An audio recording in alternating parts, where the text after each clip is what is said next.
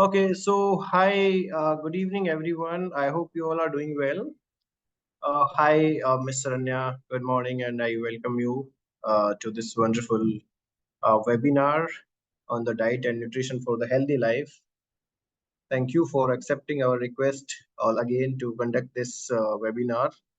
I hope you guys can hear me. Sharanya, can you hear me? Can you please? Yeah, I can see you. Yeah, hi. I can hear you. Good I'm evening. sorry, guys. I'm a little sick, so I cannot open my camera. I'm wearing the cap and all everything. So I'll be seeing you in some time. No worries. But here today to deliver this wonderful lecture, I think no need to introduce as she has taken multiple webinars and seminars, with us, and you know her very well. So, guys, with us we have Miss Sharanya, the dietitian, and sport nutritionist. At right now, she's working at Delhi, and she has done his MSc in nutrition and dietetics from Manipal, and then again double masters from Pune, and she's right now the registered nutritionist and dietitian in India, and she has a wonderful experience, and you are seeing her for almost last 6 months with us. So, with that introduction, I would like to call upon Ms. Saranya to deliver this lecture. Thank you, Saranya, for to be here. Thank you, guys. Thank you for registering, and thank you for being here. Let's start, sir. Yeah. Hi, thanks, Dr. Ajit. I mean, it's nice. It's nice to collaborate with you and be here. I really enjoy doing this. So I think without much delay, I think I'll just share my screen. Just let me know in case it's not visible and if it's not happening for some reason.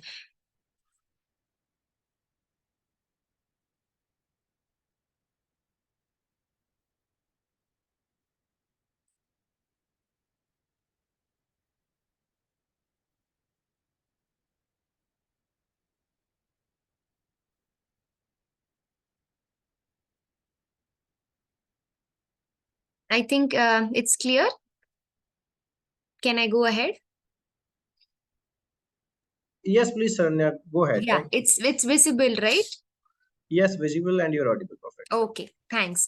So, yeah, when I was given this topic, I think Dr. Ajit and we had a discussion. If I wish, I was not really very sure if we should do this, to be very honest, because I felt this was too generic. And when it comes to eating something on a day-to-day basis, I feel most of us are the best judge for ourselves, and we feel that we know a lot more than someone who can come and talk about it. Maybe it's because of experience or because of the kind of culture or our practice which we've been doing it for years together, which has maybe come through the religious way or maybe the cultural way or just as a habit. So when I was given this topic saying healthy nutrition for daily healthy life, so I was not very convinced with this, and then I think I expressed that to Dr. Ajit, and he said, no, you should really give your peace of mind on this. So it was a little difficult for me to gather in information, making sure that it suits all of us. And also at the same time, I didn't want to bore you with a lot of statements and facts. So when it comes about when it's about nutrition, and when I'm highlighting the word sustainable living here, sustainable is something which we all understand, and what I mean here is I'm talking about on a longer run basis, and also from the affordability point of view, which includes obviously the cost factor, and also something which can be followed for the rest of your life, where you don't really have to worry about doing it for a couple of days or months, or then thinking what to do if or how to tweak the diet and what to do if it doesn't work, and what are the do's and don'ts in this kind of a nutritional plan. Because most of the times when people meet me and we have a consultation, the first question is, for how long should I do it, and for how many days, and how many days can I expect a result, and what are the do's and don'ts in this diet. So people see the nutritional plan as a diet, like a time being thing for something that which is time frame, like as if it has to be done only for 10 days or 15 days. But I think sustainability is about looking at it as a way of living, And that's when I think we all will change our perspective towards nutrition and a nutritional plan, and probably also towards a nutritionist. So going ahead with this, so why is nutrition important? Or probably I want to ask all of you here if you think even if nutrition is important. So again, people come to me with different clinical conditions, probably when they are diabetic, when they are probably having an onco condition, or probably when they are on RT feed, or probably, since now my super specialty is in sports, I have athletes coming to me again when they have a match, or when they're in the preparatory or the competitive phase and they want to make sure that they're fit, and or somebody who's having a thyroid issue. So basically it's in our mind that you kind of correct your diet, or you take a corrective action only if something goes wrong with you health wise. Otherwise I don't see anybody going to a nutritionist, at least for now. I know things are changing now, but at least until I started about like 2 3 years back, I did not see people coming to a nutritionist or a dietitian to just get their daily diet corrected. Because like I said, we all have this opinion or the idea that whatever we have been doing from ages together, whether it's a habit or whether it's come through a cultural way, we think it's right, and we feel that we know it better, right? And we are all the best judge for ourselves. So why is nutrition important in that case, or is it even important? So for that, I just want to touch upon a few points here. So the first thing is the rich hunger, which I think all of us know, but maybe we don't really know that it's called the rich hunger. So until about a few decades back, at least I remember when we were studying, and when I was at least in school, and when I was taught nutrition and protein deficiency, and when you were taught about how marasmus works or kwashiorkor works, we were all taught about India being a very malnourished country, or people are not really having that financial affordability or stability to have good food. Good food, I mean nutritious food. And that is why even now I remember our textbooks having pictures of African population where you see the kid with protruding ribs, and the kid is extremely thin, underweight for his or her age, and with a stunted growth.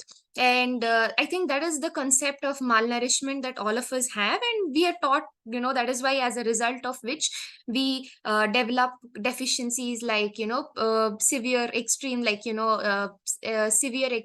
extreme malnutrition, like your SAM and PAM and all of that. But I think now the irony is the trend has changed, and it's a fad or it's a trend. I think it's for you to decide. But according to me, what I see now is, now we are all financially stable, at least the people who are listening to this, 50 plus people, as I can see.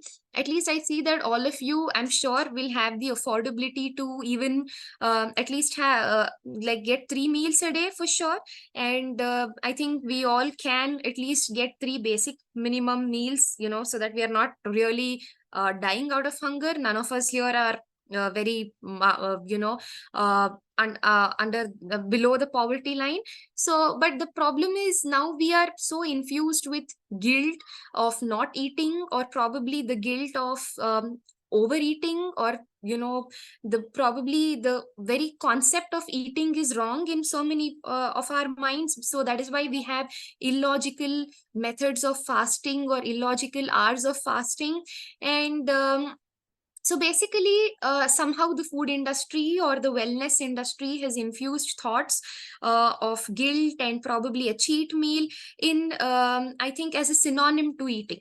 So, like rich hunger is something where you can afford, you have the ability to afford good, nutritious food, but we don't want to eat.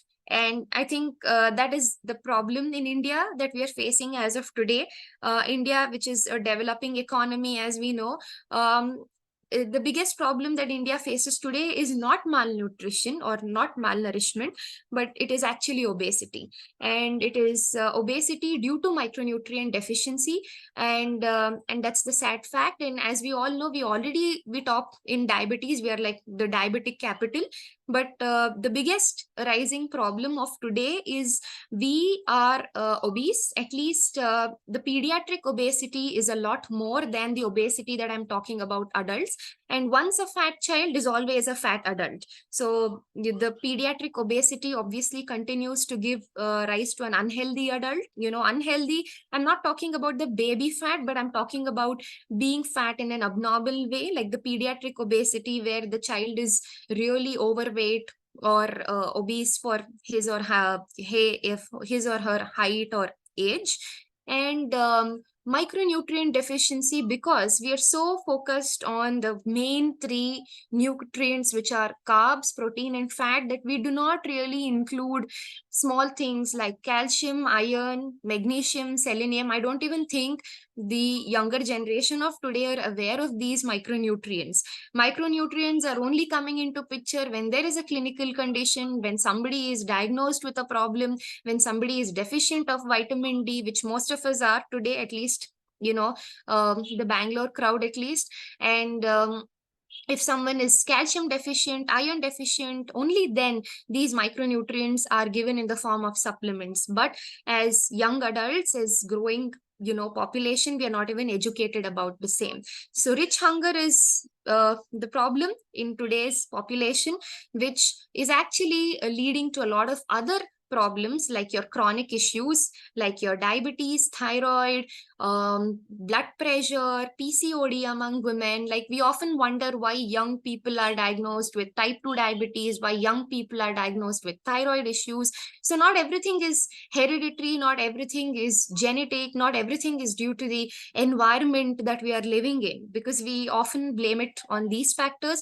But yes, it also has to it also has got to do a lot with your food, and probably not just the food. Yes, food and the crop cycle is one reason, but it's also a lot to do with your knowledge or your awareness of nutrition. So we all know the meaning of discipline, like we understand the dictionary meaning of discipline, but I think how many of us are nutritionally disciplined and nutritionally aware of what to do and what not to do from an earlier age? Like how we are taught about so many social issues like racism, like sexism, like social inequality. I think from a very young age, as in I'm talking about at least 15, 16 years old, if you educate your child or a young adult of today regarding the nutritional index or the nutritional importance, then I think he or she will definitely have a better health index in the coming years or the coming days.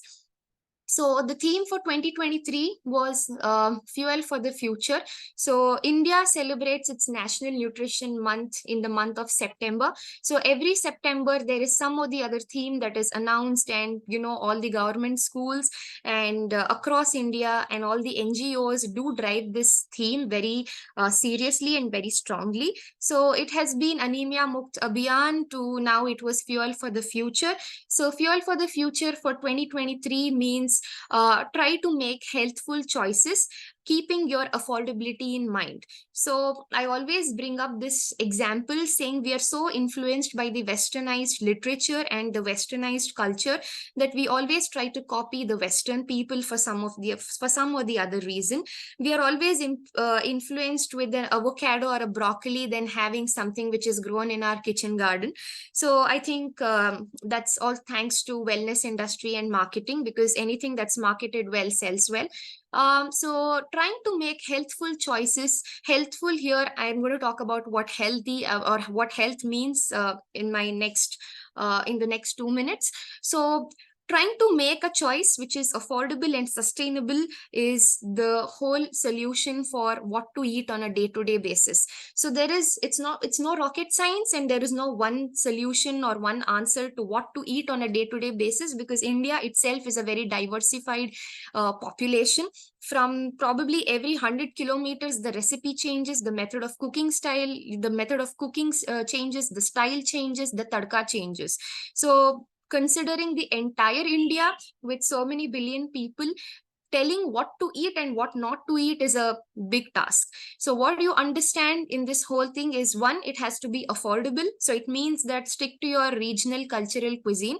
And two, think about it from the sustainability point of view. If you can do it for the next 10 days, for the next 10 years, then I think you should choose that. So, to stay healthy is being metabolically active. So, the definition of health, again, going back to our simple science, says a state of physical, mental, and social well being. So, a state of physical, mental, and social well being. So, the three factors of physical, mental, and social. So, mental, I think we all know what I'm talking about. That's mental health. Social, again, we are all very social. We kind of we socialize, we have our own ways of spending time with people. But the physical health that I'm talking about here is not just about exercising, or not just about doing yoga, or not just about that. So when all these three components are put together, because somehow or the other we end up overdoing or underdoing these three, one of these three at least. So what I'm really meaning to say, being healthy is not just about weighing a particular number on the weighing scale. That's definitely probably a byproduct of having a good health. But what you really got to see is, are you deficient? Are you still like relying on a supplement to get your hemoglobin, or or your vitamin D? Do you really need a thyroid pill? Are you hypertensive? Do you really need a statin for your lipids? Do you really need to take an external tablet for your blood sugars? These are all the indicators of your health index. If you can sleep well, if you do not need an alarm to wake you up in the morning, you have a good biological clock, you have a good system, um, in terms of metabolism, where you do not have the ABCs, that is acidity, bloating, and constipation, and you're not relying on a laxative. If you're not really dependent on a statin, or if you're not really dependent on a metformin for your lipid and blood sugar levels, then take it from me, you are healthy. And as a byproduct of which, you get weight loss. So you don't really have to strive that hard to lose those few kgs, shed those few kilos, and fit into a particular sized cloth. So that's what is about being healthy, because today's topic is about staying healthy. So I just wanted to tell you what I think is being healthy. So basically, you have to be metabolically active. Going ahead, what is balanced eating? So after all this, many people ask me, so do we have a balanced diet? So again, so what is that balanced? So balance is again not just about the carb, protein, fat. I think we only have these three idiots in the picture, like the famous three idiots. Nobody talks again about the micronutrients. What about the fiber? What about the vitamins? What about the minerals? In what proportion do we take the vitamin and mineral? Because even if you take them in excess, then you end up in a hypertoxicity, and then you are admitted in the hospital. At least I've seen couple of cases during the COVID era, at least, when people got overdosed with ascorbic acid, which is vitamin C. Everybody was, I don't know, were keen on taking vitamin C, that I think they did not even take it in the right dose, and they got overdosed with vitamin C. Another common thing is vitamin D. A lot of people are asked to take vitamin D for a specific duration, for a specific amount of time, for a specific number of week, or probably a month or two, and then you need to get it checked again. But there are people who keep taking it for the rest of their life without even checking the levels of vitamin D. So this is the abuse of supplement or the micronutrient that we do. We do not really know the levels and the proportions, or it's not even regulated, and we're just taking it because someone is selling it over the counter, right? So balancing is not just about how much rice, how much dal, or how many chapatis can I eat. It's about, does your plate contain everything? Whatever I'm talking about, does it have the little bit of vitamin, mineral? Does it have, is it regional? Is it again seasonal? Is it coming from your cultural cuisine? It need not be a very fancy cuisine, or it need not be a very expensive, food item that you need to eat. So balanced eating is about enjoying and relishing it. So rich hunger is also due to the guilt that is infused in us, because we all have this guilt that we will overeat, or probably we will stress eat. So the day you do not see food as guilt, I think that's a bigger achievement than losing weight, because you start looking at food or eating as probably a punishment, then it's very tough to, psychologically satisfy yourself with whatever you're eating, because there is no such magical food which can make you lose weight or which can give you health in 1 week or 1 month or 2 months. So it's all about the way you look at it. So the Harvard study still backs it up by saying that gut and brain are interconnected. So a healthier gut, a healthier gut is due to good food. Obviously, good food, as in I'm talking about the balanced plate, gives rise to happy hormones releasing endorphins and serotonins, and that's when you feel happy and you're a happy person. So your mood swings, your depression, your anxiety, you not feeling up to the mark is somewhere again connected to your gut. And that's called the gut brain axis theory, which existed from a long time, but probably now the Harvard study is backing it up with scientific evidence. So balance eating is just not about eating in proportions, eating in quantity. It's also about relishing it, sitting in a peaceful environment. That is the third component of health, which I was talking about, the social component. Chewing it, which is again very important. Probably it might sound so simple and so cliche, but we most often forget that the first line of digestion begins with the mouth. So, all of us know that the saliva, and there is, the salivary gland which releases the salivary amylase, and then all of this. So we are so much in a hurry to eat and gulp and just finish the meal, or probably we are watching the television or we are on our phone, that we do not really chew the food, right? So chewing and sensible eating or mindful eating. So again, sensible and mindful are two subjective words. So what is sensible? So sensible doesn't mean you weigh the food or you have a quantity, but that is letting your stomach decide for yourself. And if your stomach has to decide for yourself without relying on an app or on a person or on a quantity or a portion size, for that you need to be extremely mindful, and you need to have that good biological clock or a good biological system, that you yourself know when you're half full and half empty. So that's the theory where, it's called the Jordan's theory, where you're half full and half empty, so that you can take another serving more, but you ideally shouldn't. So that you decide that balance of where you are not overeating, at the same time you're not even undereating. So that does not come overnight. Like tomorrow, if I ask somebody to do that, a person who's stressed and probably who's not even nutritionally disciplined and who does not even have the concept of eating mindfully or relishing or enjoying his meal, cannot really strike that balance. So this is basically, scientifically talking, or the explanation behind that is the ghrelin leptin mechanism. Ghrelin is the hunger hormone which generally all of us experience. So we are trained, or we have a pattern of eating. So we feel hungry at that particular time, like, our body is used to it. But the leptin production is the most important thing. So most of us do feel hungry, like some of us feel extremely hungry in the evenings between that 4 to 6 p.m, and that is when we feel like snacking on something junk. Or some of us are like, very hungry probably during the lunchtime, or we feel hungry post dinner, maybe around 10:30, 11 p.m. So that hunger hormone is due to the ghrelin or the cortisol, due to which you feel hungry. But the production of leptin or the satiety hormone, which tells you to stop eating, is very important. So in most of us, we do not know when to stop. We keep eating, and then we realize that you've overeaten and you cannot go for another extra serving. So what happens with this? So, well, I'm not trying to scare you, but the minute you start overeating, so there is that this the epithelium lining of the stomach, which slowly starts getting expanding, and then it starts expanding. So today it expands by probably 1 millimeter a day. So every day when you're overeating without knowing when to stop, and then finally it expands so much that you have this common abdominal obesity, or the fat starts accumulating there. So that is why we are all called thin fat Indians. So Asian population is known to be a thin fat population because we are ideally thin. Like, the Asian classification for a BMI is not similar to the international classification that we have. But in every Asian, you see that the abdominal obesity or the visceral fat, I'm talking about your belly fat, is very common.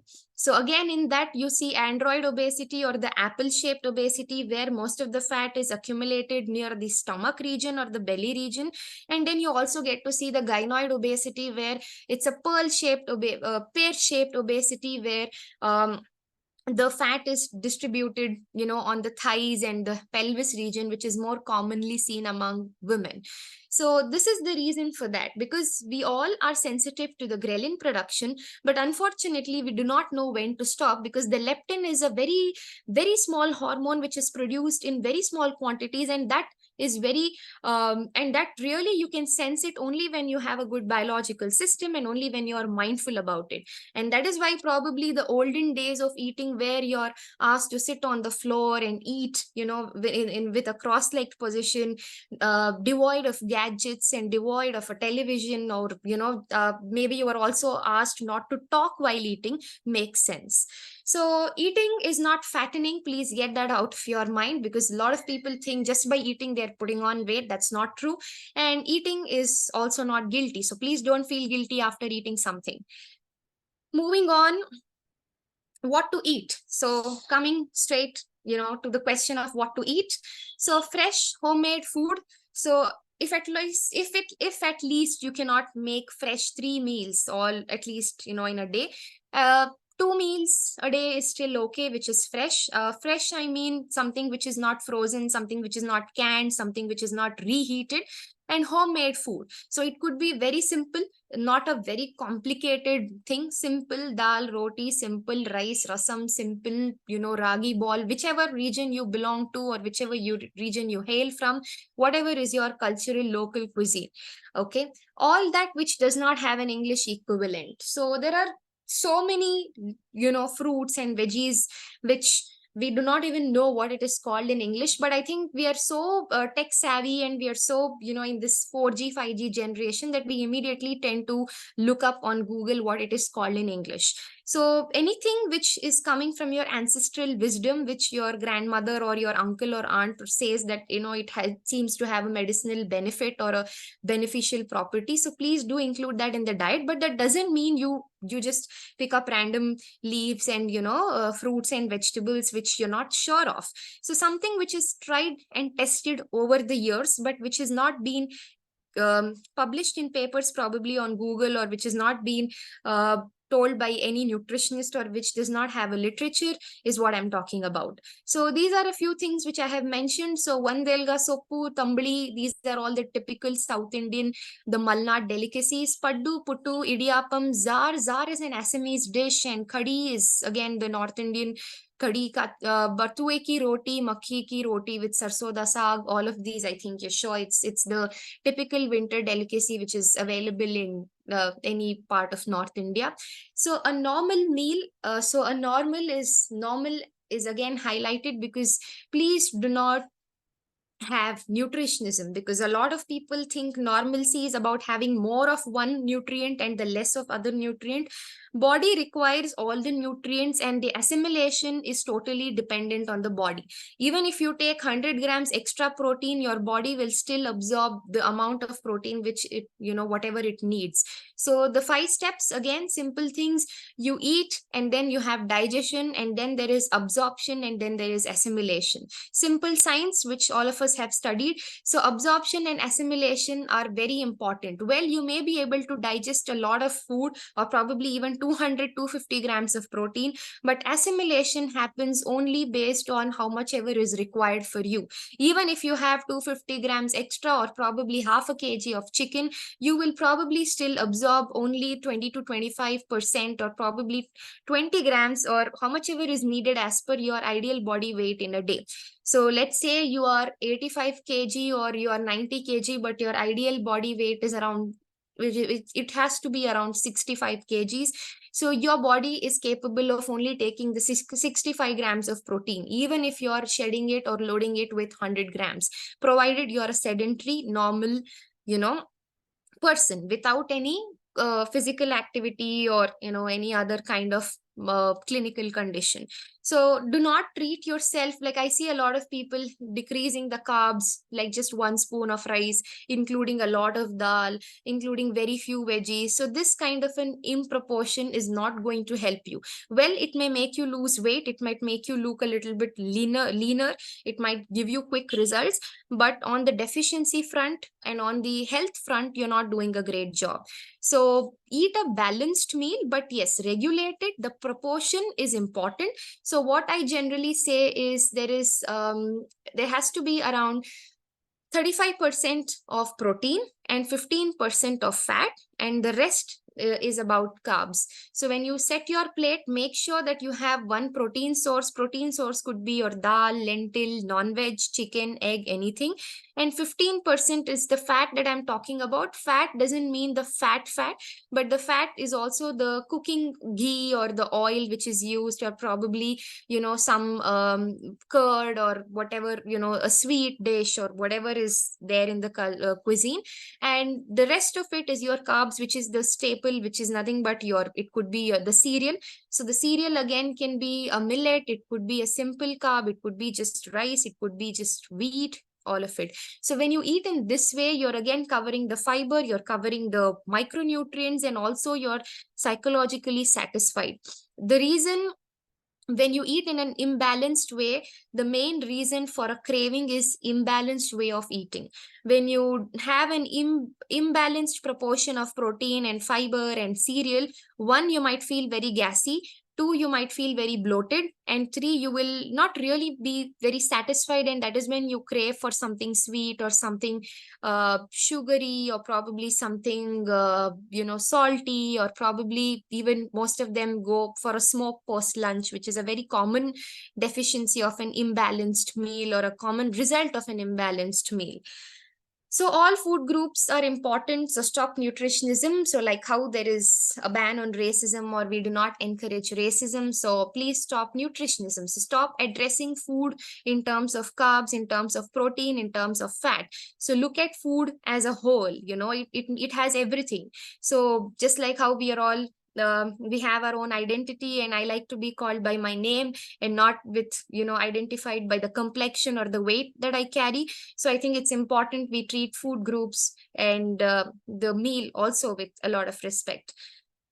When and how much to eat? So eat something in once in 2-3 hours is what the modern dietetics literature says. But when you compare it with Ayurvedic literature, it says eat when you're hungry. So I think for the current generation, or the kind of physical activity we do, we need to stick to eating something when you're hungry. But that doesn't mean again you leave yourself until you reach that point where you're extremely hungry and then you end up overeating.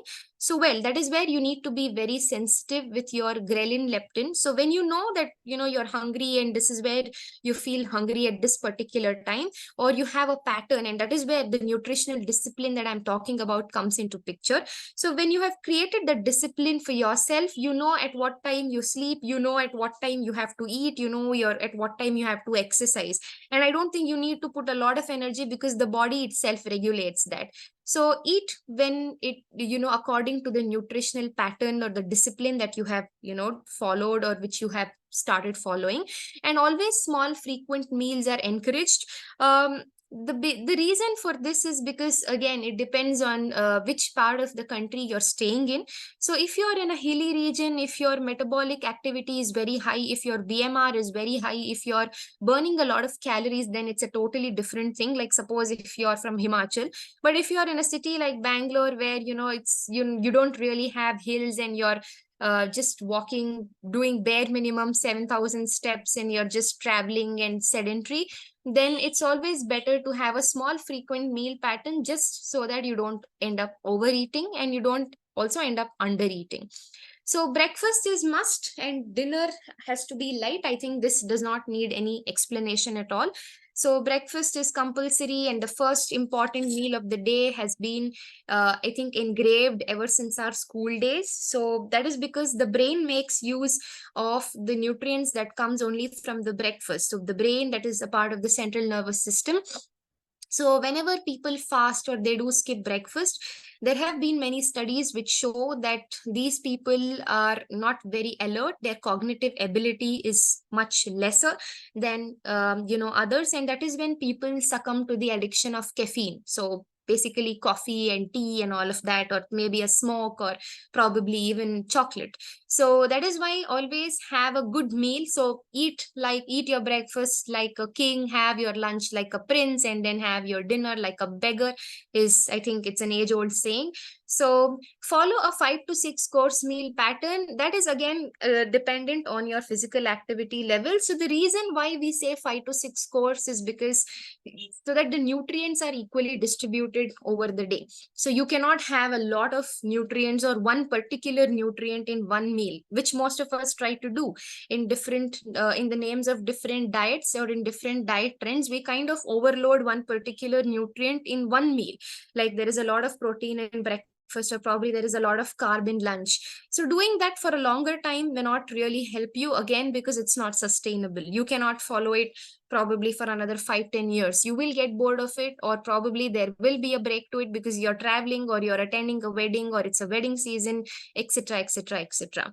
A must have 4 to 6 p.m. meal, because this is the, I think this is that time where most of us feel very hungry, and we feel like eating something, which is probably we feel like snacking on something basically. And that's why, because that's when your cortisol levels drop basically, and that is why you feel extremely hungry. You have a craving for something, sugary or probably something salty and whatever.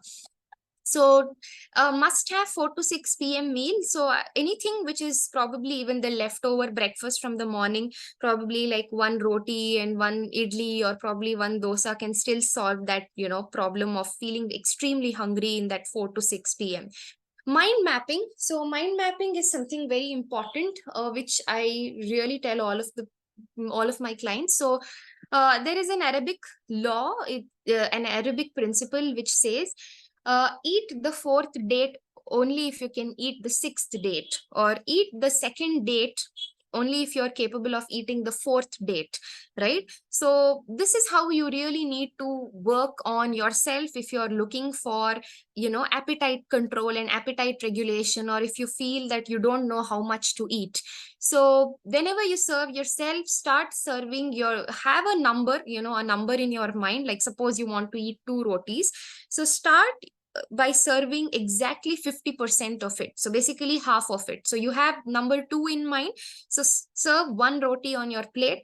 Eat. So eat means relish, chew, sit in a peaceful place, enjoy it. And then if you again feel like going for a second serving, again serve 50% of it on your plate. So this helps you in understanding the ghrelin leptin which I'm talking about, and makes you sensitive enough to have a control over your appetite. Otherwise, I believe that there is no app, there is no person, or there is no quantity or portion size which can tell a person how much to be eaten.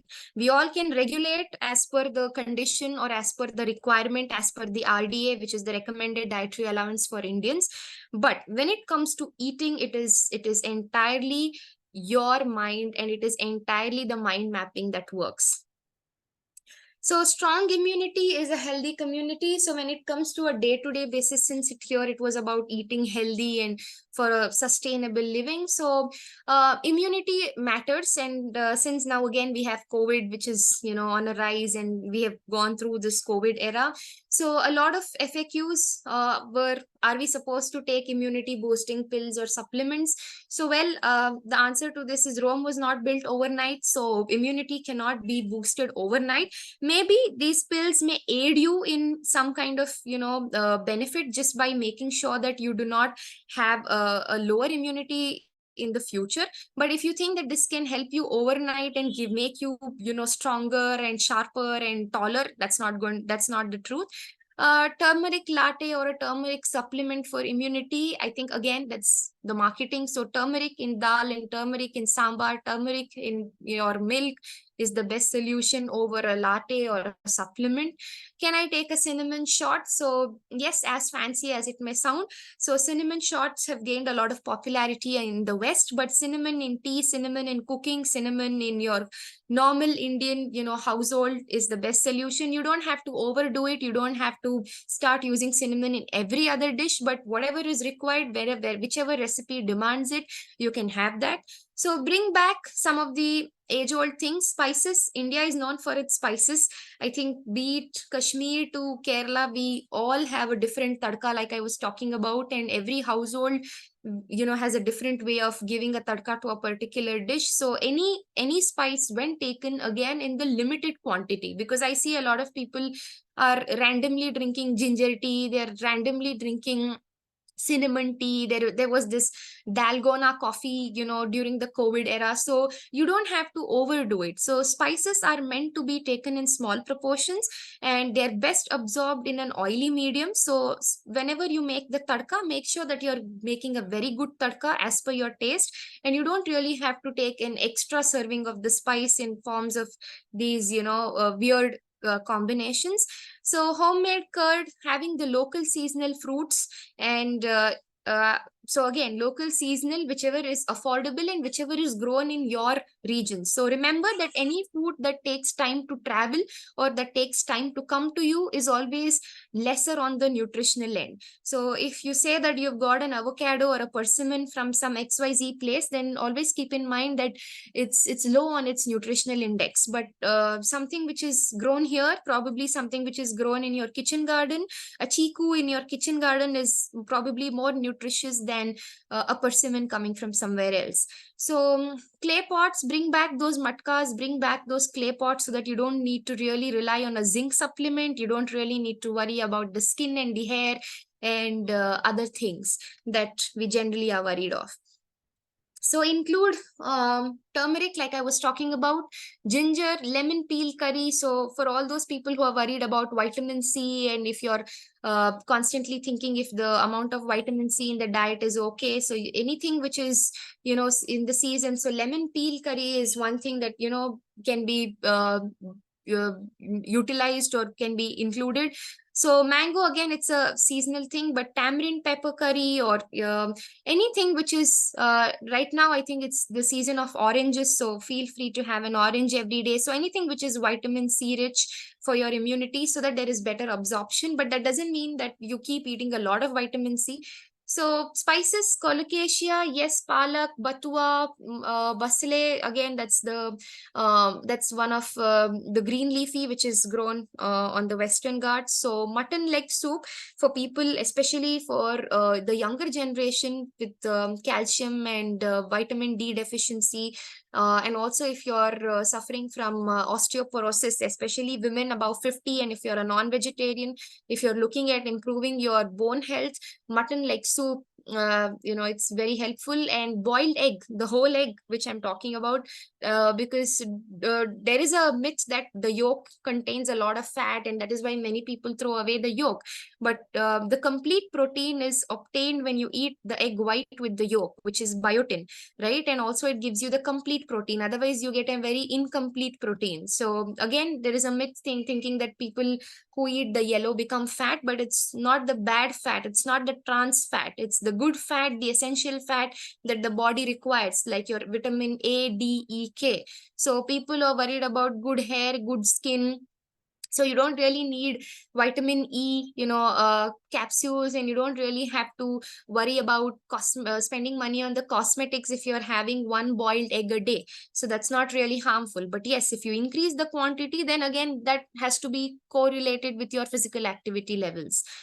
So seasonal beans, leafy veggies, millet. So I think it's the year of millets, and Karnataka being the highest producer of millets. So I don't think I need to really talk a lot about that, because there are so many millets. Probably I've just mentioned a few here. Uh, so feel free to include any millet. So millet right now is the most economical thing and the most sustainable one. So before millet becomes a rich man's diet and it enters the rich man's plate, I think we should start using millets without spending much time discussing its benefits and do's and don'ts. So one nation, one food law. So again, hand washing. So certain basic things when it comes to day to day, lifestyle of eating matters. So hand washing is one thing which I think all of us know, with so much of COVID being around us, the 6 famous steps of hand washing. I just wanted to also mention about this typhoid Mary. So why I just thought of bringing this up is the health of the handler matters, because most of us Zepto things, Swiggy things, Blinkit things to our house.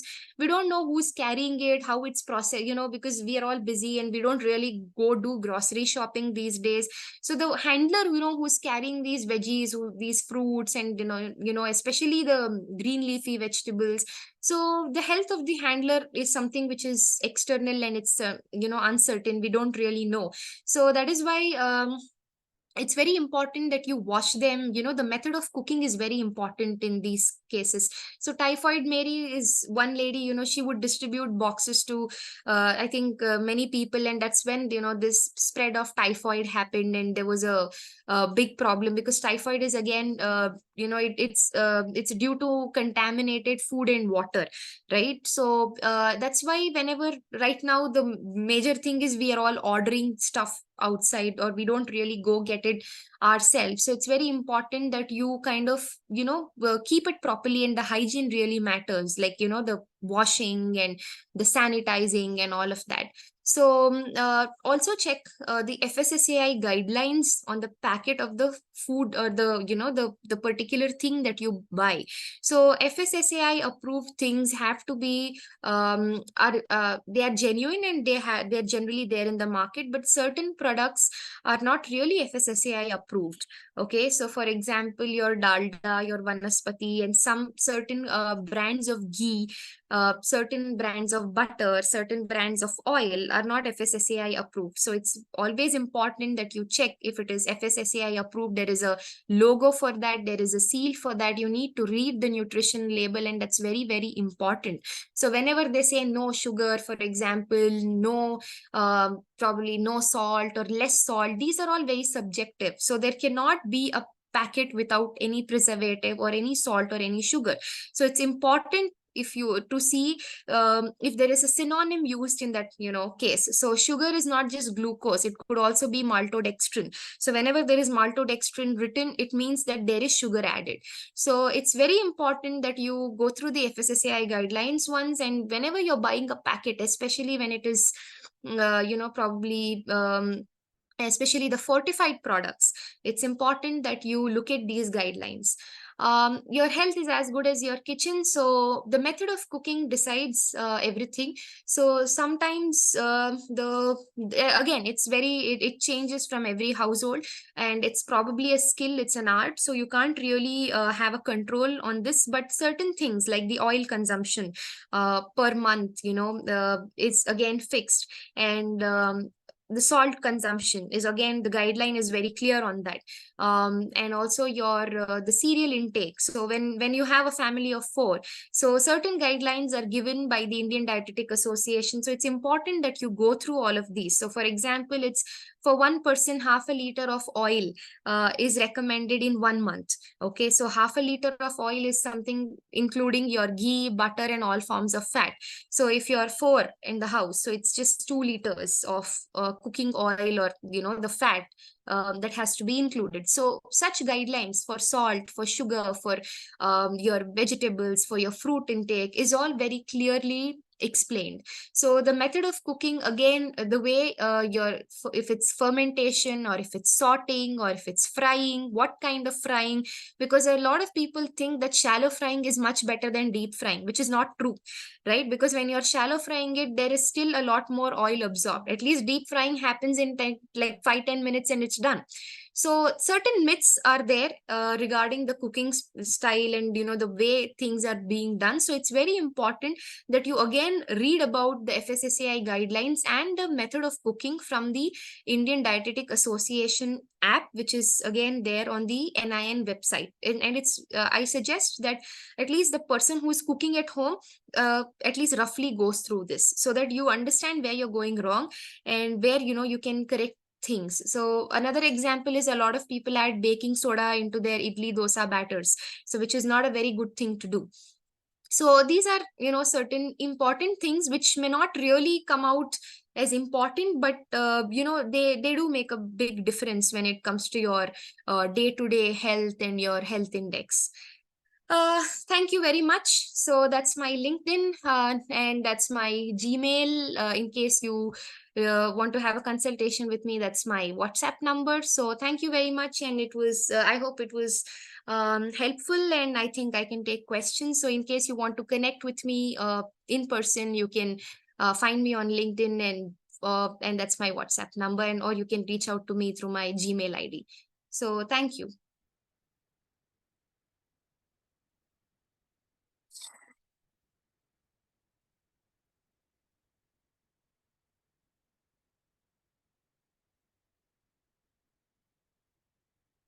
Are there any questions?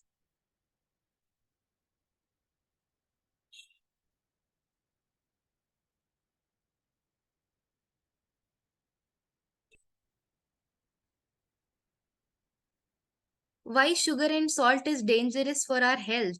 Okay, so sugar and salt are not dangerous for our health. It's very much needed.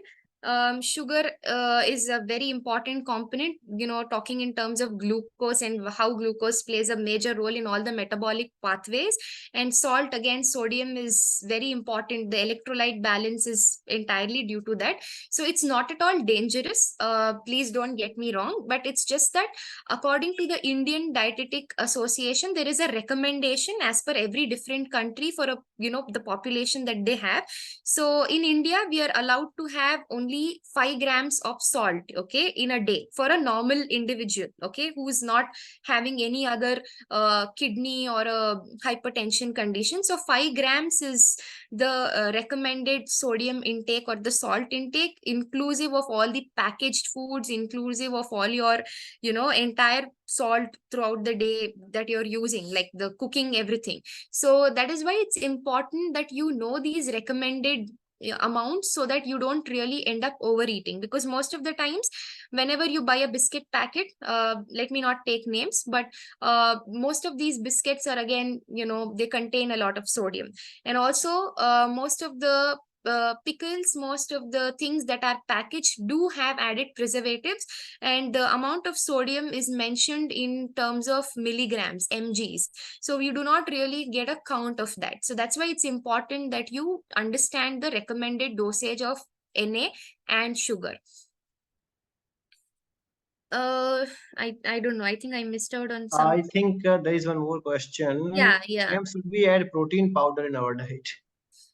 So this is a very controversial thing. So protein powder, again, depends on the diet. Again, let me not call it a diet. So it totally depends on your age, your gender, the kind of physical activity that you're doing, and how intense is it. Okay, if it's just a 40 minutes walk, or if you're training in the gym, or if you're an athlete, and what is your diet like? If you are a vegetarian or a non-vegetarian, or if you have any problem absorbing, if you're suffering with any gut issue, like let's say you're not able to digest the plant source of protein. So only when these conditions get a green tick, then adding a protein powder, or plus if you're having any clinical condition, certain clinical conditions like vulnerable conditions like pregnancy, like, or if you're suffering from anabolic condition like cancer, or if you're also having any kidney related issues and you're not able to metabolize things, then yes, protein powders are suggested. But if you're talking from a normal healthy male or a female, leading a sedentary lifestyle, none of these conditions existing, then I don't really think you need a protein powder. But everything, I mean, this has to be dealt on a personal level, because it's important for me to understand what kind of diet and how your lifestyle is exactly. So but if it's a general question, assuming that it's for a normal healthy female or a male with a sedentary lifestyle and who has no clinical condition, then you don't really need a protein supplement. uh Absolutely, yeah. yes, and I think, yeah, Dr. Ajit, yeah, thanks for agreeing with me. I Yes. Yeah, there are some more questions. Yes, How do you yes. balance salt in people who is on antihypertensives? Okay. So how do you? How do you balance salt in people who is on Okay. antihypertensive?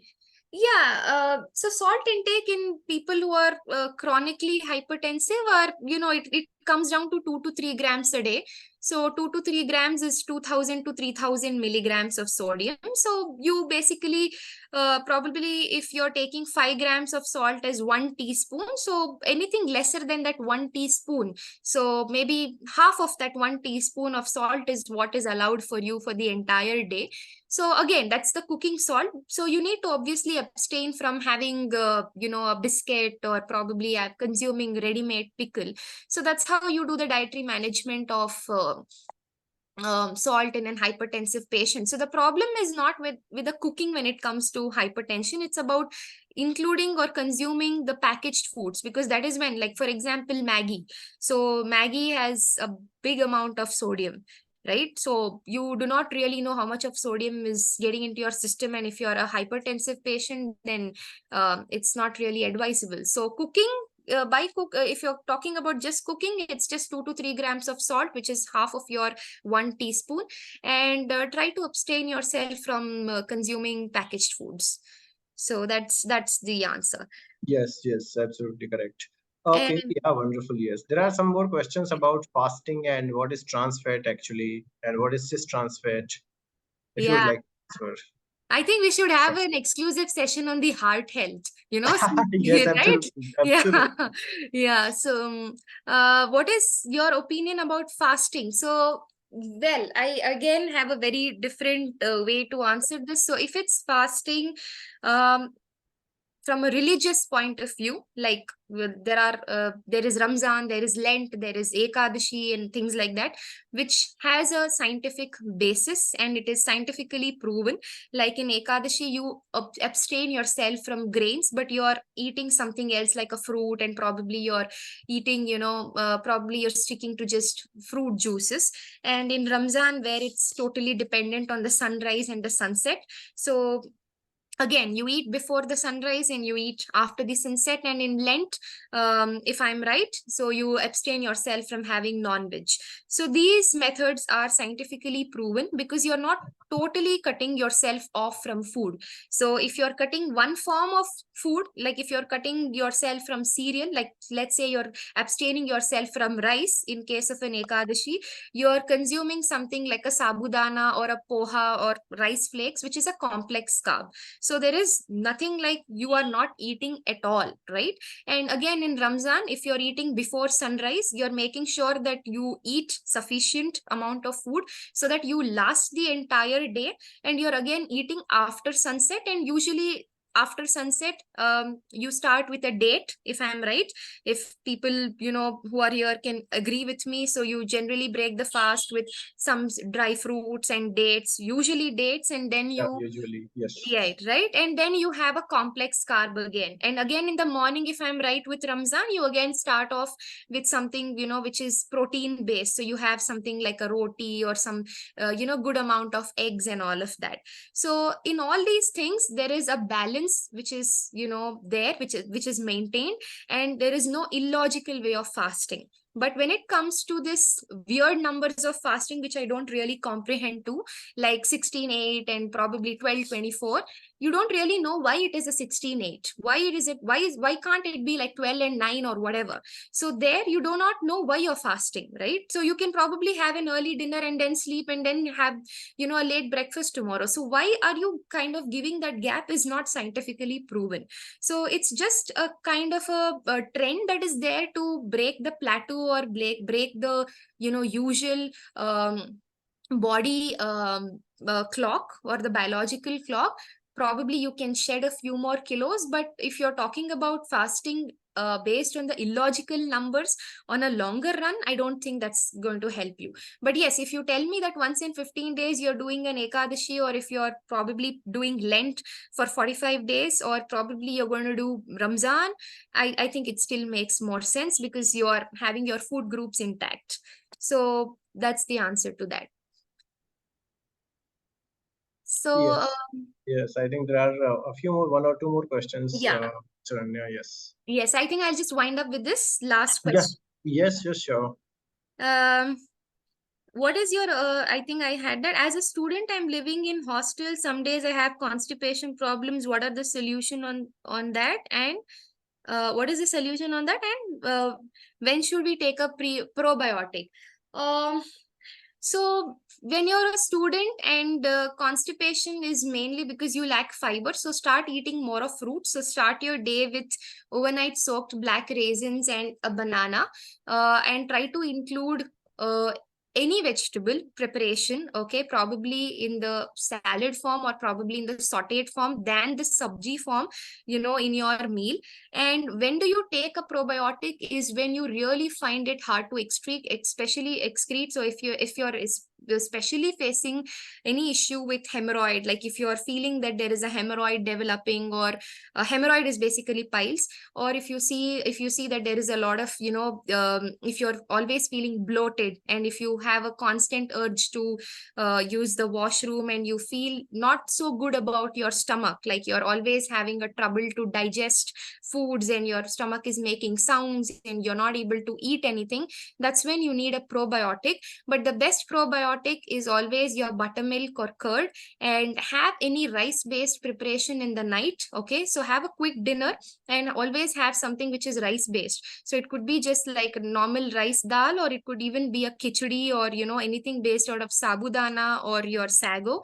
And try to have at least two fruits a day, so one banana being the first, starting your day with banana and black raisins. So I think this should help. And the most important, since you said you're a student and you're in a hostel, so try to include physical activity. So at least 50 minutes, 45 to 50 minutes of physical activity is very, very important. So I think that should help. Absolutely, absolutely. That is the importance of exercise in the hostels. People, the students, when they go to the hostel, they feel like we are free to do whatever we want. We are not Right, right now under the instructions of my mom and parents, and also they just leave. They just leave everything. They're just like, right. okay, we will just sleep. We will just do whatever we want. We want to lie down. We want to sleep. We want to eat whatever we want. They don't care about the body, Exactly, exactly. right? So you have to take care of that. Yes, yes, absolutely right. So, yeah, I think anything else? I think Dr. Ajit, you can just forward the questions to me. I can just, Yeah, yeah, answer definitely. it I on the think I mail. think there is Yeah. nothing much. That one is on keto diet that we can take further Yes, next yes. time. It's a, And yeah. one question is, can you please elaborate the method of washing vegetables? Somebody is asking. Sorry, is asking. Yeah. Yeah, Okay. so washing vegetables, I mean, it's a very normal method.